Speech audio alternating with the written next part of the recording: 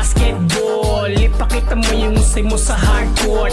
Come on everybody, show me some moves. Ito kalaro ng bawat Pilipino. Hey, come on everybody sa hardcourt. Come on everybody sa hardcourt. Come on everybody sa hardcourt. Come on everybody sa hardcourt.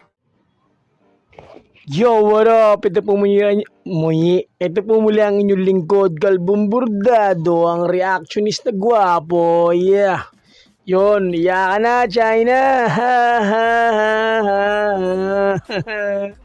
Diba, paiya kayo sa home court nyo, no?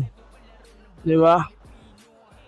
Ginugulo nyo kami sa West Philippine Sea. Ngayon, guguloy namin kayo sa mismong teritoryo nyo. Diba? Basag, diba? Basag, laglag, iyak. Iyak ka na, China. Yun, ito nga, meron tayong content na nagmula kay W Hoops W. Yun. Subscribe kayo sa kanya, guys. Notification bell para update kayo sa mga sports happenings. W Hoops Play W. Yun. Shoutout sa iyo, idol. Salamat sa content na to. May pinamagatang nag-iyakan na. Iyakan na mga Chinese. Ano? Sa home court pa ninyo, napahiya kayo, no? Yun nga, katapos lang nalaro kagabi. Comeback win for Gilas. Yun, nakala ko talo na rin eh. Nung third quarter, medyo nawal na ako ng gana manood eh. Kaso nung pagdating ng fourth, di ba? I-react ko nga sana ito kagabi pa, kaya lang hintay ko na muna yung ibang pinagpabukas ko na para mababa yung celebration. Iyak Chinese. Diba, iyak yung China, diba? Saka sabi-sabihan ito panoorin. Shoutout nga pala kay WFs Play W. Subscribe nyo siya, guys. Click nyo yung notification bell para update kayo sa mga sports happenings. Syempre sa Gilas na rin. At syempre, subscribe din kayo sa akin kung di pa kayo nakasubscribe para sa mga ganitong uri ng content at review. Yeah, come on. Ulitin na iyak ang mga Chinese. Yao Ming dismayado, pisikala ng laban ng China at Pilipinas.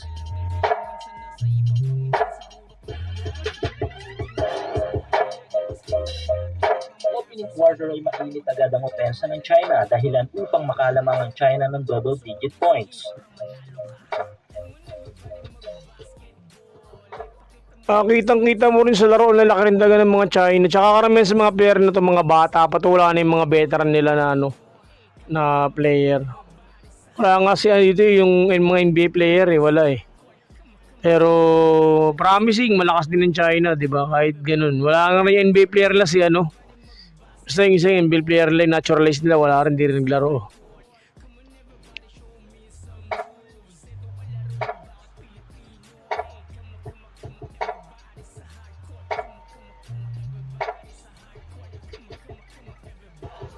Ito, highlight lang to nung nangyari nung first hanggang third. Ito, grabing lamang. Kala na wala talaga ako ng gana manood nito kasi nga, sabi ko, mukhang blowout Mukhang nakaganti ang China.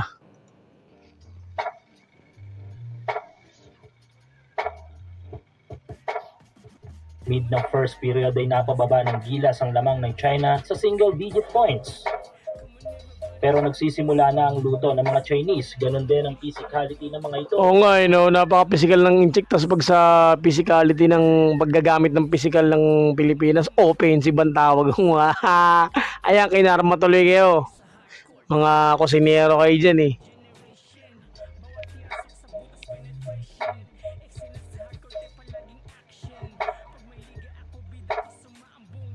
2 minutes mark ay tinutunaw na ng Gilas ang kalamangan ng China. Baba sa 4 na puntos. And 1, Scottie Thompson.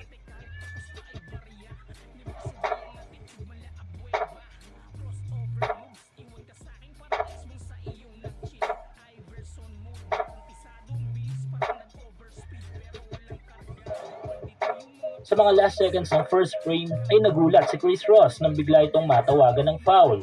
Dahil dito ay makukuha ng China ang kalamangan 19-17 sa pagtatapos ng first quarter. Balik sa apoy ang opensa ng mga Chinese sa pagbubukas ng second period at napalaki muli ang kanilang kalamangan. Ayun, dapat offensive yun di ba? Ginamitan ng balikat pero wala lang.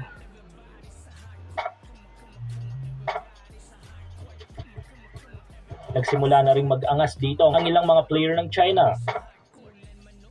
Sa mid ng second period ay muling gumanda ang opensa ng Gilas dahil dito ay mapapababa ang lamang ng China.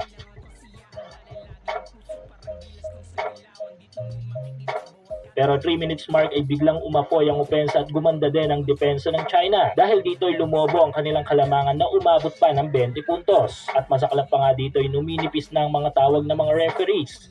Dahil dyan, mapupunta muli ang kalamangan sa China sa pagtatapos ng second quarter. Best quarter so far ng mga Chinese.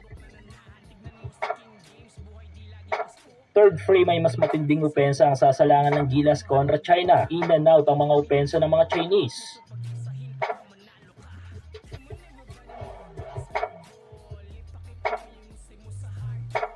Mid ng third period ay nanatili pa rin buhay ang fighting spirit ng ating national team. Pumapalag pa rin ang Gilas.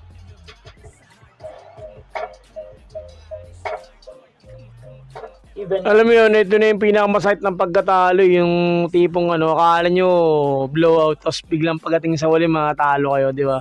Yun yung pinakamasakit na pagkatalo, guys. Mga kabukal, para sa akin yun ang pinakamasakit na pagkatalo. Yung buong first hanggang third, pagdating ng fourth, biglang bibigay sila. Napakasakit nun, di ba? Na matamba ka na lang kaysa ganito yung dikitan. Justin Brownlee na napadive pa sa mga Chinese media.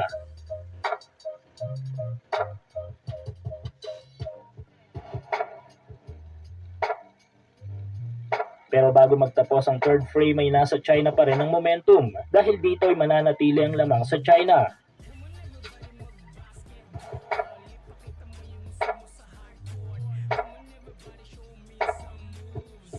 Fourth at final quarter, good offense para sa Gilas. Lumilit na ang kalamangan ng China. Pero balik muli sa physicality ang mga Chinese. Nagiging mainit ang laban. 3 minutes mark ay pinotakti na ng mga turnovers ang Gilas. Sayang mga... Nakakaltok si dun si Newsam ba yun? Sino yung player yun? Ng Philippines, nakakaltok siya dun, libre kotong. opportunities para sana makadikit ang score. Sa 2 minutes mark ng fourth quarter ay kinakabahan na ang mga Chinese. Pumapalya na even ang mga free throws.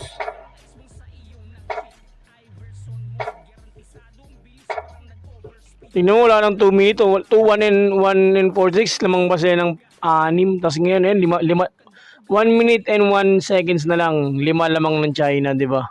Talagang hindi para sa kanila yan, para sa Pilipinas yan.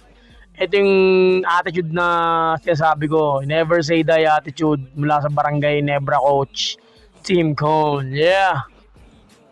A seconds back-to-back 3 para kay Justin Brownlee, change favor. Kuha na ng Gilas ang lamang ng 1 puntos. Dahil dito ay panalo ang Gilas at pasok sa finals. Iyakan, iyakan, iyakan, iyakan. Yan, kinarma kayo. Kung sa, kung sa dagat, digmaan sa dagat, lamang kayo. Kasi marami kayong sandata. Sa digmaan, sa hardcourt, pinakita lang ng Pilipino kung gaano sila katatag. Di ba? Tayong nagwagigilas, congrats. Kita-kits sa finals. Bye-bye, China. Yo, maraming salamat, W's Play W, sa content na to. Pahabain pa natin yung celebration. Nakapasok na sila sa finals. Matalo, manalo, wala nang talo yan. Diba? Alam naman natin yan. Congrats, Gilas. Yeah. Pumulang yung lingkod, Kalbong Bordado. Ang reactionista gwapo. Congrats, Gilas. Yeah, yeah, yeah.